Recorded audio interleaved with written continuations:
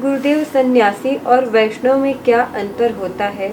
कृपया बताने की कृपा करें। आपसे विनम्र निवेदन है। धन्यवाद गुरुदेव।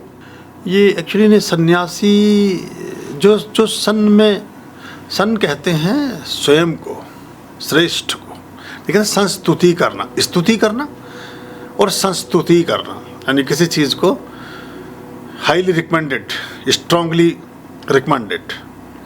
तो जो स्वयं को ही स्ट्रांगली रिकमेंडेड करता है, जो अपने आत्म स्वरूप में स्थापित होता है, वो सन्यासी होता है। वो सभी मतों में होता है। आपका प्रश्न होगा स्मार्त और वैष्णव का, ये आप कहना शायद पूछना चाहती होंगी, स्मार्त और वैष्णव में क्या फ़र्क है। तो जो लोग, जो जितने भी हमारे गृहस्थ जन हैं या बाकी भक्तजन हैं, जो पंचायतन देवता यानी कि हमारे भगवान विष्णु, भगवान शिव, शक्ति, गणेश और सूर्य की उपासना में सन्निहित होते हैं, संबद्ध होते हैं, उनसे संबंधित उपासनाएं, पूजा, प्रार्थनाएं, पुष्पार्चन, अग्निहोत्रम, इन सब कृत्यों को करते हैं और उदय तिथि के बारे में ज़्यादा महत्व नहीं देते। जन्माष्टमी, रामनवमी, एकादशी, इन सब तिथियों को पहले की तिथि के साथ मिश्रित करके भी मना लेते हैं, बिना किसी तरह के विचारिक विद्वेष के या वैचारिक भ्रम के।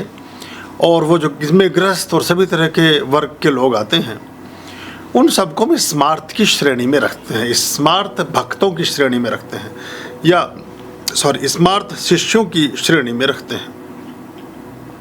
स्मार्त अनुयायियों के रूप में उनकी पहचान स्थापित होती है। वैष्णव जो वर्ग है, वैष्णव जो एक मत है, या वैष्णव जो संप्रदाय भी है, कुछ विशिष्ट लोगों का एक ग्रुप, वो है जो सिर्फ वासुदेव, भगवान श्री कृष्ण, विष्णु भगवान को ही अपना आराध्य मानते हैं, और जिन्होंने एक कुल परंपरा में या विशिष्ट परंपरा में गुरुओं को धारण किया हुआ है, उनको भी वैष्णव कहा जाता है। और सन्यासी भी वैष्णव की श्रेणी में आते हैं, बहुत सारे सन्यासी भी उसमें हैं, बहुत सारे गुरु भी वैष्णव की श्रेणी में आते हैं।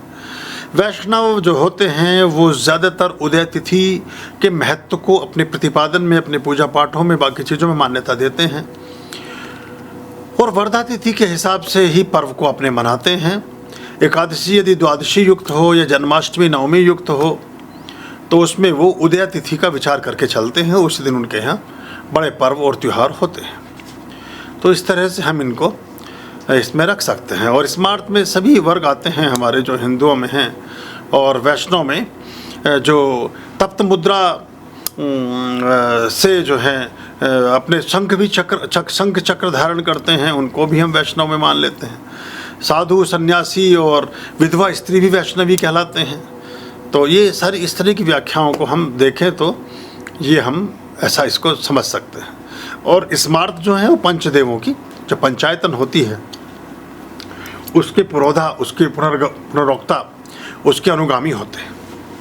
खुश रहिए, बहुत आशीर्वाद और शुभकामनाएं। अभयाम भज रे